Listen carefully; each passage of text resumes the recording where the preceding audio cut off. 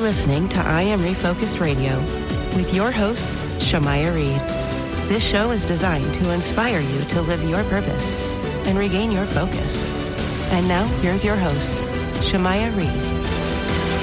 Hey, welcome to I Am Refocused Radio. Once again, we are here today, and just like any other time, we have another show lined for y'all. Happy New Year. I'm going to say that one more time because after, the first week of January, you can stop saying it. But once again, it's a new day. Happy day to everyone who's watching us and listening to us on our podcast. Listen to Refocus Radio. Talking to our special guest today. It is going to be a fun topic, the power of personal branding in today's market. And we have the one and only Michelle Charpentier, and she's going to show us and give us some advice on how we can navigate in this new year with marketing and on fresh tips. So first and foremost, her website is charpconsulting.com. She has 15 plus years of experience. Her expertise ranges from startups to luxury brands, and we're going to learn everything about her story, what prompted her to start her business, the challenges that she saw in the market that said, hey, you know what, I can actually provide some solutions for y'all. So first and foremost, Happy New Year to our guest today. Michelle, how you doing? Happy New Year. Hi, I'm doing great. How are you doing? Doing awesome, man. I know it's kind of chilly where you are right now, but man, we're going to warm it up with this great conversation. So first and foremost, for our audience, kind of share with us a little bit about what was the thing you saw in the market that you said, you know what, I can probably provide some solutions to these issues. Yeah. So actually, my entrepreneurial journey started a long time ago. I had always kind of been doing something on the side while I was working my corporate job, just out of kind of like needing to fill this like creative void, and also like just a desire to help people. I have a lot of friends in the creative world. So whether it was like I was producing a fashion show or CD release party or something like that, it was just something that I needed for me, right? Just to like fill that void that I wasn't getting during my 9 to 5. So I was kind of doing that and just for fun, but 2020 rolled around and the pandemic happened. And at the time, I was working corporate luxury retail, and I was, supporting all of our retail stores. And what happened during the pandemic, but all of our retail stores shut down. So, to throw a wrench into it, I was also pregnant at the time. So I was laid off. My whole team was laid off, and I was in a position where I was like, okay, well, I can either try to get a job in this landscape right now where like everyone's trying to get a new job, because basically everyone that I know got laid off at some capacity. Or I can just kind of take a step back and be like, well, okay, now I have this opportunity that I wouldn't have had otherwise.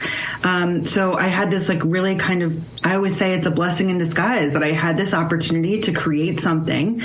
So what do I do with it? So what happened was I was seeing all these mom and pop businesses around my neighborhood that just were not able to sustain their business because they didn't have, they depended on foot traffic. They didn't have like adequate social media or marketing communications to communicate with their customers. They didn't have a website, or their website was Facebook. So I just took everything that I knew, my 15 years of experience working in corporations and leading retail stores, and tailored it to their needs so that way they could sustain their businesses a little bit better and make it a little bit not as burdensome considering all that was going on in the world. So helping people with their communications and simple things like reserve online and curbside pickup, things like that. So that's honestly what inspired my business, was just I saw a need, a necessity, and I really wanted to help people. I really wanted to help small business. It was really devastating to see the impact that it had on smaller businesses. So that's really how it got started. But with the whole personal branding side of things, like I said before, I had friends of mine that were laid off, but they weren't looking to start a business. They were looking to get a job. And so, again, I kind of tailored from what I knew from building a brand, like a retail brand or a store, a business, and tailoring it to, okay, well, how can you promote yourself so that way you stand out differently than everyone else so you're more competitive? So really building some of my friends' personal brands through social media, portfolios. A lot of them didn't have websites and they were in the creative space. So treating them like they were a brand. And so that was kind of I think inspired our topic of conversation today is like how important it is to have a personal brand, whether or not you're an entrepreneur. I want to touch on the fact that you were still ambitious after the fact that you were laid off. Kind of touch on that, because there, I'm sure, is someone out there who might be going through that right now. When you get laid off and you lose something that you kind of depended on for a while, that has to be a little scary at first, especially in how aggressive the market is as far as competition. Everyone's trying to get back on the wagon, so to speak. So kind of touch on how you were able to focus during those difficult times of getting that national great news.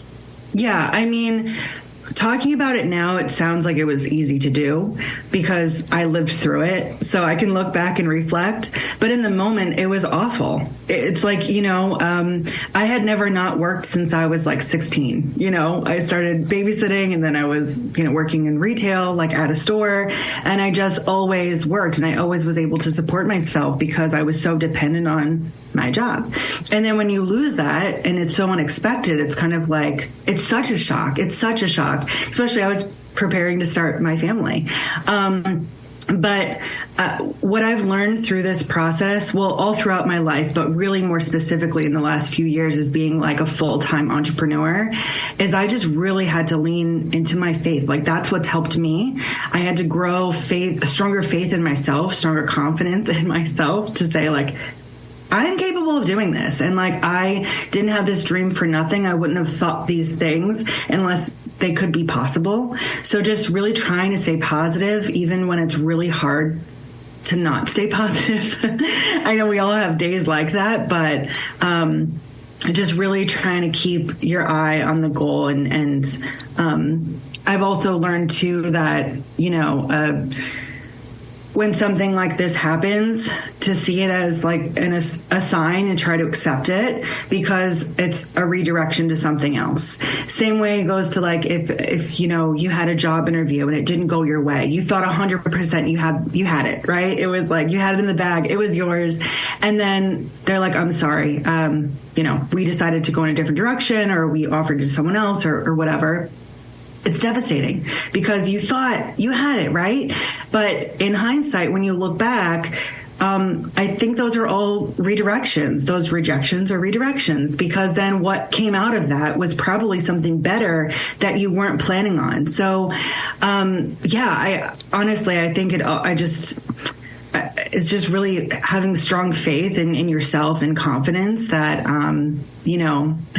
any little sign that happens, just kind of go try to go with the flow and be flexible, because if you try to control things so much and when they don't go your way, it's really devastating. And I think it's harder to come back and bounce back from a setback.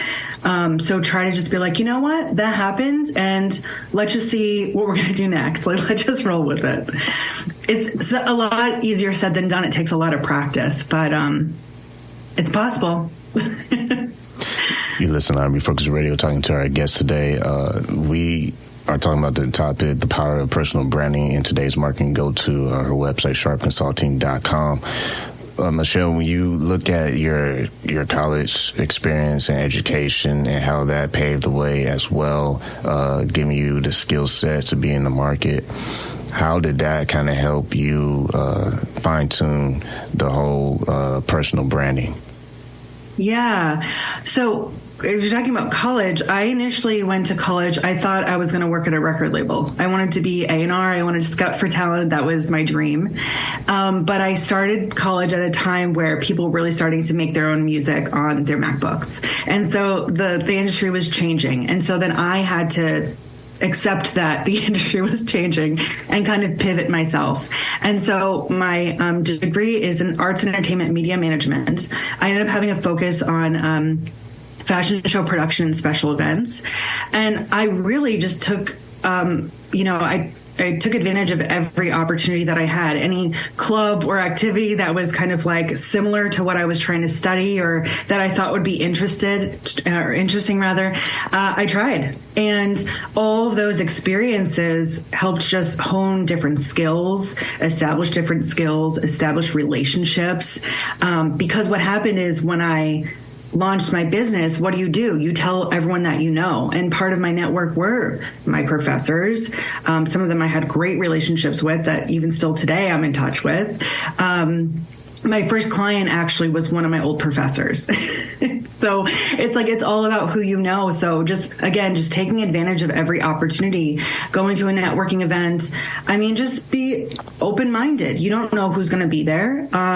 But you know, if you kind of go into it, I think with like, I got to sell myself, it's going to be hard and it can be awkward. But if you just go like, hey, yeah, like great to meet you, just trying to have a good time. And then you never know when that connection can circle back. So case in point, like I was saying, when I started my business, leaning into my professors, some like, you know, classmates of mine. Did I know in college that I was going to be telling them that I was going to have a business and, you know, several years down the road? Absolutely not. But I'm glad that I made all those friendships and relationships, and I took advantage of internships and clubs and all of these things, because that just expanded my network. So it's every opportunity you have to go and try something new, do something new, a community event, supporting your friends when they have things going on. They're all opportunities to meet new people and expand your network, because you never know who's going to be there, and how they might kind of play into your life either now or down the road. And the key thing you mentioned is overall theme is building those relationships. Like when you talk about your professor end up being a client, I mean, clients are not easy to find sometimes. And I would say a lot of times, especially in the beginning when you're in the first stage of trying to get out there and trying to get people aware of what you're capable of doing. And you get a lot of frowns sometimes, like, who's this person? Why are they trying to talk to me? Like, what's up? Like, why all of a sudden you want to talk to me now? But all jokes aside, is you have to put yourself out there, but it's on the foundation of how you are building these relationships over time, because you might plant these seeds today and you don't see the harvest. You know, you want that microwave success. Every entrepreneur's dream is to, you know, make a wish and all of a sudden their email is flooded with paying clients. That's not how it usually works. So for the audience, kind of touch on why having the gift of building relationships will help you along the way, especially long term. Oh, 100%. Because that's all that it is. I mean, people buy from people, and people buy from people that they trust, you know? So, you know, if I see someone talking about something online and they're selling something, the likelihood of you just like throwing your money at them, is kind of unlikely, you know. So you follow them and you hear what they have to say and you like their stuff, and maybe you turn into their podcast, maybe you go join a webinar, maybe you go to an in-person event. They have all these different touch points, and then over time they've established their credibility, you've established trust with them, and then they'll be willing to take a faith. So it does take time. That's why just showing up and being consistent is so critical. And not being discouraged, because they do take time, you know? And I don't think that there is like a one-size-fits-all blueprint, because if there is, then everyone would be doing it and everyone would be like a multimillionaire, you know? There are certain like tips and tricks that are kind of tied and true, for sure. You know, there are best practices for sure, but like your business is different than my business, even if we're doing the same thing, because your goals are different than my goals. My experiences are different than your experiences, and your dream customer is probably different than my dream customer, you know? So, that's why I don't believe in all this like competition. Like, yes, okay, there's competition, but I think it's so much better when we can work together and build each other up, because for the same examples that I just said, like my end goal is likely not the same as yours. And like the things and the projects that I want to work on are likely not the same as yours. So, even though we could be working on the same things, similar things, I should say, and offer similar services, our outcomes are generally very different. So I think there's just so much power even in community of like-minded people that are trying to work towards the same things, because it's just, again, like the power of community and networking, relationship building, it all plays a huge part. You know, there have been times where I've found a customer that I wasn't even at a professional event. It's like a friend of mine was like, hey, you should meet so-and-so because they're doing this thing and you'd be really great to help them. Like, you guys would get along so well. Like, that's something that you would love their personality. Like, you guys would get along so well. You guys would work well together. And that's how that kind of happens and unfolds. But it does take time. It does take time, and it can be hard sometimes. It's a process. Keyword process. Once again, listen to our Focus Radio, and you're watching us online and listening to us on our podcast and radio. Talking to our guests today, Michelle. You go to her website is charpconsulting.com. Talking about the topic, the power of personal branding in today's market. And I want to talk about the process, because the other thing that is part of personal branding is storytelling. That's what's really awesome about this platform, is that we give people a voice, give people a chance to kind of say what is their experience and what their life wisdom has allowed them to not just be successful, but to lay down the blueprint for others to be inspired. And I want to say what you said about competition, because I believe the same thing. Competition is a process, but if you think about it, we all are kind of doing a foundational thing that makes a business great, and that is serving. It doesn't matter what industry you are in. The key thing you're going to be doing for clients is serving them, whether it's serving a product, serving some kind of service, whatever it is, you're serving, and that in itself is a process that we fine-tune along the way. Mm-hmm. Yeah, absolutely. I mean, whatever kind of business, I mean, even if you don't have your own business, like, again, just thinking about yourself as personal branding. I was giving I was a guest speaker at the college that I went to, Columbia College. I serve on their alumni board as well. And I had the pleasure of speaking with one of their graduate classes rather. And I was like, even if you don't end up starting your own business and you work for some, like, that's really acceptable as well, right? But, you have to consider that when you're working cross-functionally, like that's like internal customer service, right? So like how you treat like your subordinates, how you treat people that are leadership above you, how you treat, someone that's in a different department, how you work, like I said, cross-functionally before, but seriously, it all matters, and it's all part of customer service and a representation of yourself and your personal brand. Because what happens is one day you're going to say, you know what, I don't really want to work here anymore. I want to go, I need, I want to raise, or I want to find a different position, or whatever the case may be. There's a million reasons, right? And what happens is, sure enough, there's going to be someone at a job that you're going to apply to that worked with you before. And don't you want them to say, oh my God, Michelle was awesome. Like, you 100% bring her in. Like, you don't even have to interview her. She's just amazing. She's a hard worker. She's nice to everyone. She makes people laugh. Like, whatever you want people to say about you. That's what you want people to remember. So even if your dream is to one day have your own business or to work somewhere else one day, these are all stepping stones, and you got to lay the foundation for yourself. So how you show up every day matters. When I was at another luxury brand, I was facilitating a sales conference, and something else that we reminded our sales associates is, when you run down to the bodega to get your breakfast or your coffee in the morning, you're in the neighborhood that you work. So your clients might be in the neighborhood. They might be at that bodega. So keep that in mind. Like, you're always kind of on, like, how you're representing yourself, how you're interacting with strangers, how you're, did you hold the door for them when you walk through the store? Like, it's like simple things like this. Always be mindful of that, because you never know. Like, you never know how someone in your life can lead to something else in your life. So I think it's just that acts of kindness, and just be mindful of how you're representing yourself. Man. Okay, so that is something that I think people should rewind the tape, if I can go old school, and you need to listen to this podcast again, because what she just said, I think it seals for 2025. because kindness is key to everything. And I like how you said you never know when the person that comes into your life is going to lead you to the next person that's going to bless your life. And I want to say a quick 30-second story real fast. When we talked earlier before we started recording, I was telling you about my experience on my website crashing last night. And it's because it was like a ton of traffic, and so it literally broke the website.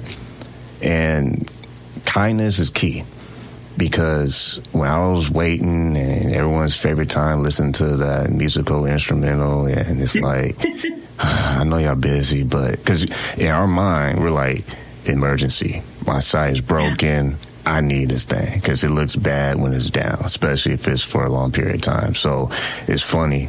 In that moment, we are just selfish because it's like, that's my baby, that's my website, oh my gosh, and my business, got all these thoughts going ahead, like, hurry up.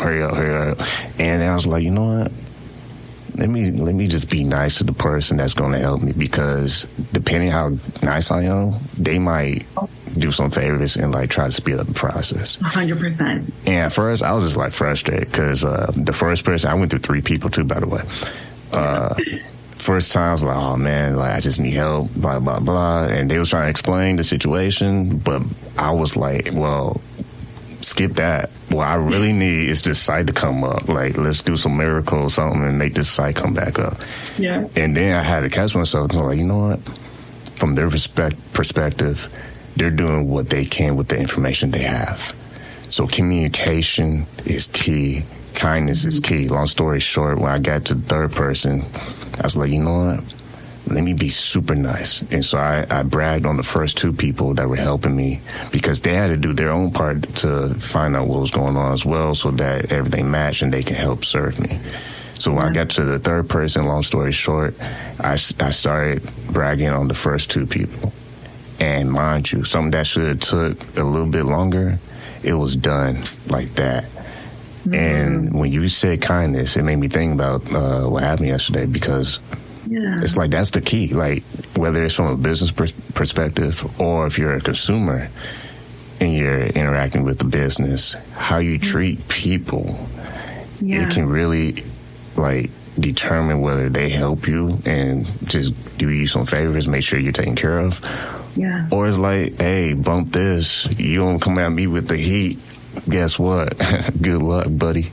So I think that's a good message. Absolutely. And also with brand loyalty, right? Like, I feel like that's your website provider. There are so many options, but probably keeping in mind the experience that you had and how quickly they were able to just respond to you and take care of you, then you're probably like, you know what? Like, should something happen again in the future, I know that they were able to take care of it and I appreciate how they handled it. So I'm going to remain loyal to them. And so it really is all about kind of how you make people feel. And tying it back to personal branding too, I think a lot of times when we're starting our own brand, it's hard for the new audience to get connected to the brand because it's not a person.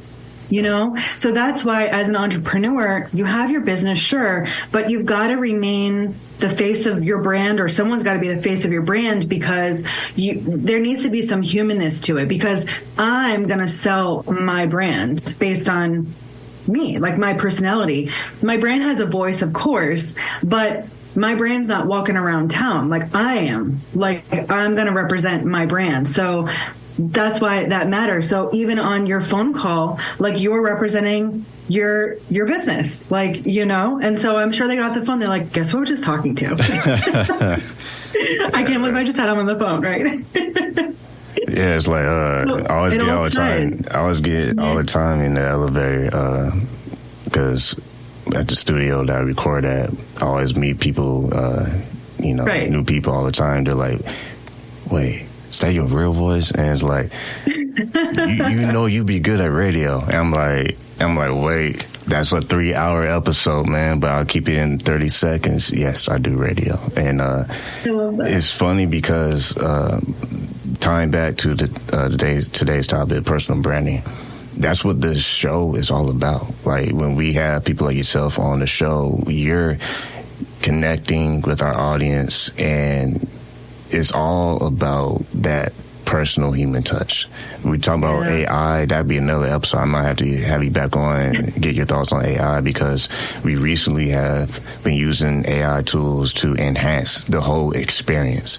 Because I've talked to a lot of people who, I should say a lot of people, disclaimer, I talked to some people who are pretty well respected in the AI community, and they're teaching people how to use AI tools more so to enhance their brand versus like, oh, let me just plug and play and let it do all the work, and then magic tricks, I have, you know, everything going viral on social media. And that's a trend that I feel is going to crash and burn, because the ones who actually use the personal branding technique and marry it to AI technology, those are the ones who are going to thrive, because now you're using AI as like your business partner. It's like, okay, I need a whole team of these different resources with artificial intelligence. And I'm using it to more enhance my actual personal branding versus just trying to make it do all this stuff, and all of a sudden I have like 20,000 videos I can post on Reels, and that's going to be my let me go viral moment. And that's not going to be the case.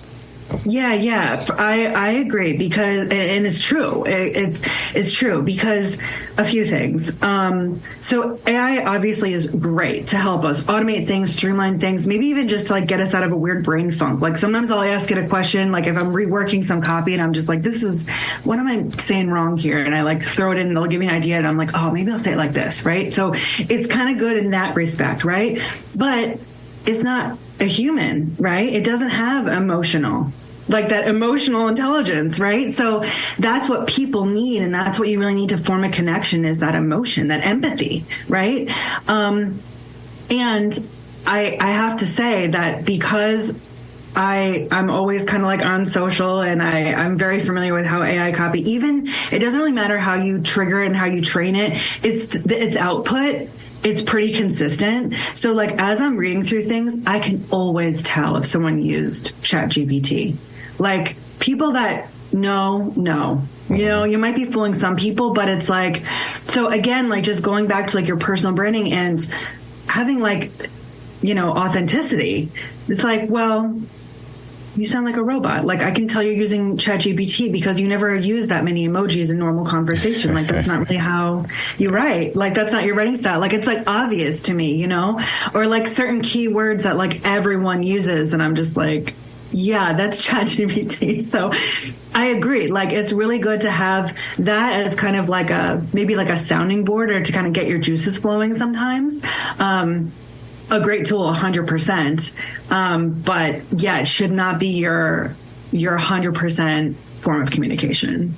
We got to have another show with you, because I want to talk about AI. When is it appropriate and when is it too much? All right, so we're going to spill that tea later on this year. Hopefully we can get Michelle on. I know she's busy, you know, but if we can get her on, I would love to talk about that, because it's something that's not going away. And I think people who embrace it in a strategic way versus like, let me just dive in the ocean and let me try to drink up all the ocean. Like, no, man, that's impossible. Like, it's almost like, yeah, you cringe a little bit when you have just a little bit too much AI, you know, because at one point it can be real cool. And then further down the road, it's like, okay, man, let me go outside. Let me ride a bike or something. Let me go play basketball, because I can't take it, you know. You go down the rabbit hole. It's too much. You know what's crazy? The video AI. It's very interesting, but too much of it, though, it's like you see eyes just going every which way, and it's like, okay, nah, enough, man. I need to FaceTime somebody. This is crazy, man. But no, I know. The first few times I saw that, and I was just like, wait a minute. I'm like replaying. I'm like, is that real? Yeah. You know, and sometimes always look at the eyes in the mouth. It's so believable sometimes, you know? Yeah. And then you go to the comments and people are like, this is fake. And I'm like, okay, I thought so too. Yeah, because you know, you already know, like, if you're not in the AI world, like, trying to mess with it, the easiest way you know it's AI is pay attention to the teeth and the lips and the eyes. Yeah. You see anything that's kind of messed up is definitely AI. It's getting kind of scary because it's actually getting pretty good, but time is already running out. So once again, it went by so fast. I know, right? That's I could talk to you all day. Once again, talking to our special guest, Michelle Charpentier. Go to her website. Her website is charpconsulting.com. Been talking about the power of personal branding in today's market. We want to have a clear calendar again later in the year, maybe a couple months from now, because I definitely think we can visit this again, because obviously you're great what you do with your services. So real quick for our audience, share with us a little bit how they can explore your services and your different resources you have on your website. Oh, sure. So, I work with small businesses or solopreneurs. But yeah, go to my website, or I'm on LinkedIn, Michelle C. Charpentier. I'm always happy to chat with people. So don't let that hold you back. Like, if you just want to connect and chat, like, please reach out. I'm not gonna try to sell you anything. Just let's chat, let's connect. And then if it goes on from there, it goes on from there. But, I'm always happy to connect with new people, answer any questions. If you're thinking about starting something, just start it. Like, if you just need that boost of encouragement, give me a call. Well, like I always want to say to our guest today, Michelle, thank you for your time. Thank you so much. This was so much fun.